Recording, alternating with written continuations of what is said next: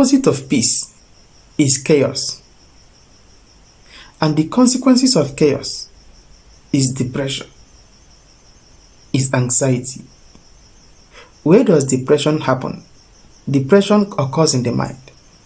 Where does anxiety happen? Anxiety occurs in the mind. Where does chaos occur? Chaos also occurs in the mind. The same thing with peace. So the mind contains all these things. So when your life is chaotic, when your mind is chaotic, when your mind is in disorder, then the consequences is going to be depression and anxiety. So you're going to have a life that is in disorder. You're going to have a life that is in chaos. And the consequences is anxiety and then depression. But when you organize your mind, when you manage your mind properly, your mind will become peaceful. And a peaceful mind is a peaceful life. So then, how do we have this peaceful mind? Because the whole idea is for us to live a life that is free from depression and that is free from anxiety. So we have already established that when our mind is peaceful, when our mind is in order, then our life is going to be free from depression, our life is going to be free from chaos. But the question is, how do we have a peaceful mind? How do we have an organized mind? You see, to have a peaceful mind, to have organized mind, is not a rocket science. But the thing is that we don't allow ourselves to believe the truth. We want to live in lies. And when you live in lie, then you are living in depression. You are living in fantasy because you want something that is blue to be black. You want something that is black to be red. So if you want to have a peaceful mind, if you want to have an organized mind, you must know the truth and you must believe in the truth. And the truth is that pain is part of life. Pain is inevitable. Pain is part of life. You see, when you remove pain from life, we have removed the flavor of life. Because the reason why we are enjoying this thing called life is because of pain. If you remove pain from life, then there will be no excitement about life. It is because of pain that we appreciate this thing called life. The difference between human beings and animals is this thing called pain. I'm going to give you an example. Let's say you take a goat and you slaughter a goat.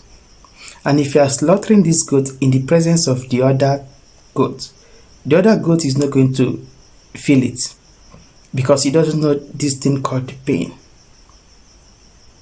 But you can't slaughter somebody in the presence of another person. I'll give you another example. Let's say you lose somebody that you love. Let's say your wife, let's say your husband, let's say your child. How do you know that you lose somebody? It's because of pain. So if you remove pain from life, you can lose somebody and you don't feel it. So life becomes meaningless without pain. So the essence of pain actually is not really for us to suffer.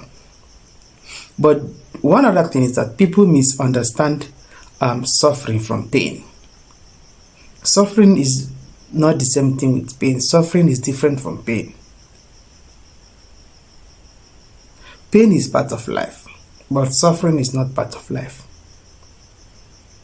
So when we understand, and that is what I did, because I was looking for a solution to my problem.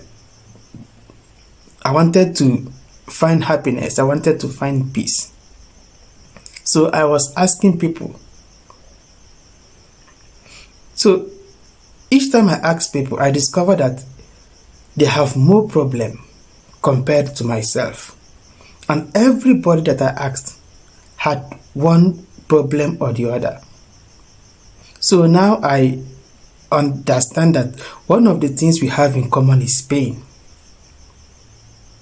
So if everybody goes through pain, that means pain is not exempted from life. Pain is not peculiar to me. Pain is not peculiar to you. Pain is not peculiar to this particular person. So there must be a reason for pain. That is when I understood that pain is the flavor of life. Because when you have a life that is pain-free, then all of us become zombies.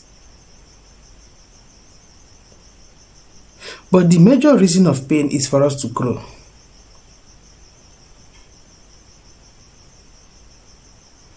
So the purpose of pain is for us to grow, because it's through pain we grow. It's through pain we learn love. It's through pain we learn empathy. So this is a general thing. But there are pains that is self-inflicted.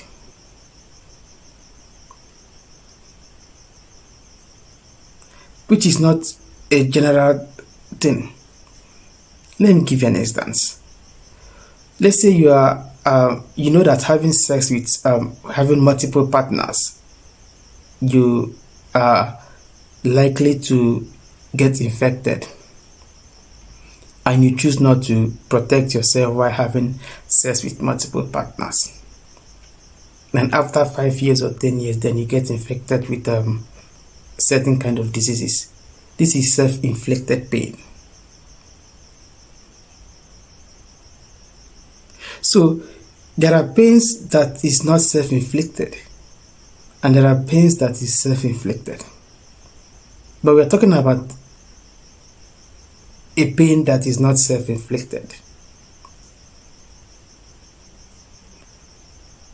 So let's say you decide to go and buy yourself food, and while crossing the road, then you got hit by a car.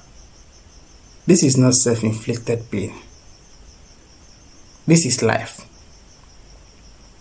So the problem is that when we got hit by a car, we assume that somebody is trying to punish us. That is not how life is meant to be. Why is it always me? So when I understand that pain that is not self-inflicted is not peculiar to me, and is not peculiar to any particular person, that all of us are going through such pain. There is no particular reason why it happened to you, and there is no particular reason why it's happening to the other person. So that pain is constant. The same way gravity is constant. But there are other pains that that is self-inflicted, which is caused by the choices we make and the choices that is made on our behalf. Let's say you choose to have unprotected sex and you have a child, and then you later abandon that child. The child is going to take the consequences of your poor choices. So there are pain that is not self-inflicted, and there are pains that is self-inflicted, and there are also pain that is caused by association, by our parents or by our uncles or by our relatives. But today we are going to focus on pain that is not self-inflicted. You must understand, when you go through such process, the whole idea of that process is for you to expand your mind. But what happens is that when we are going through this process of non-self-inflicted pain, we assume that we are particularly targeted. But the whole idea is for us to learn through that process, because it's through the process of pain we become a much better person. So when we decide to remove the lesson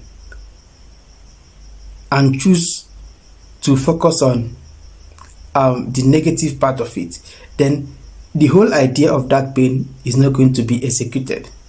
because the whole idea of that pain is for us to learn and become a much better person. So one of the things that I learned is that pain is not peculiar to me, especially pain that is not self-inflicted. So you need to be able to solve that part. If you solve that part and understand that part perfectly well, then you are going to go to the part of self-inflicted pain. Because self-inflicted pain is basically the choices we made. And the choices our uncles, our grandparents, our fathers made.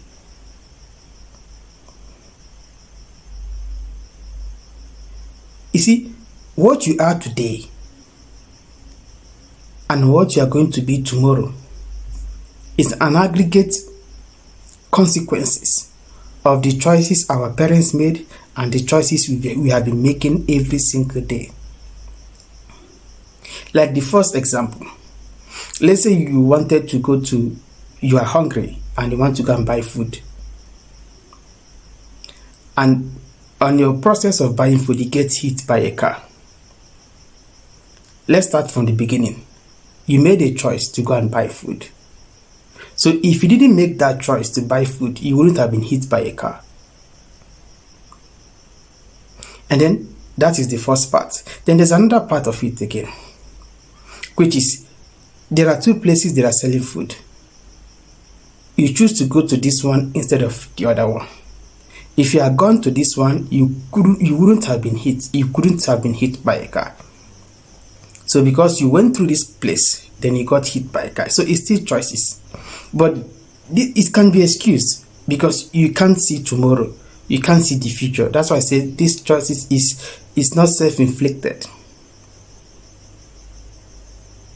The purpose of such things is for us to learn from it and become a much better person. There's another example that I made about the choice of living a reckless life, like having the multiple partners. Of course, you know very well that if you don't protect yourself, you are going to be infected, you are going to be contaminated. So when you later go to the hospital and they said you have got some kind of disease, you shouldn't act surprised because it is because of your reckless choice. So pain is caused by our choices, and pain is caused by a natural cause.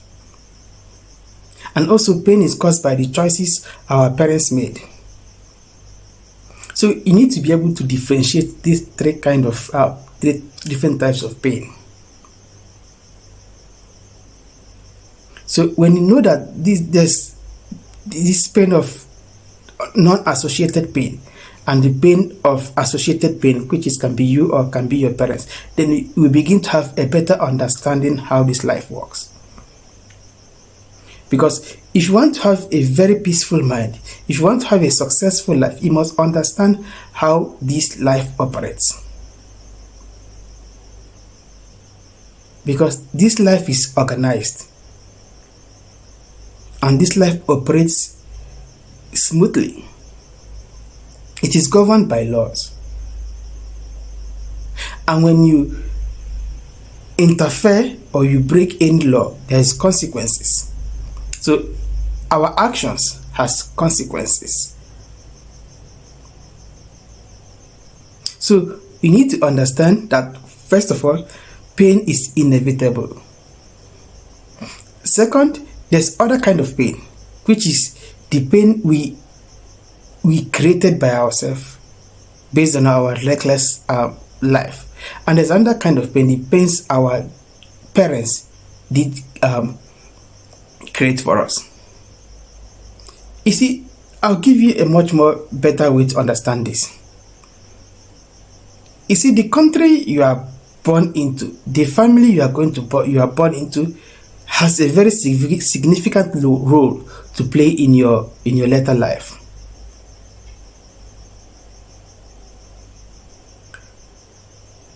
So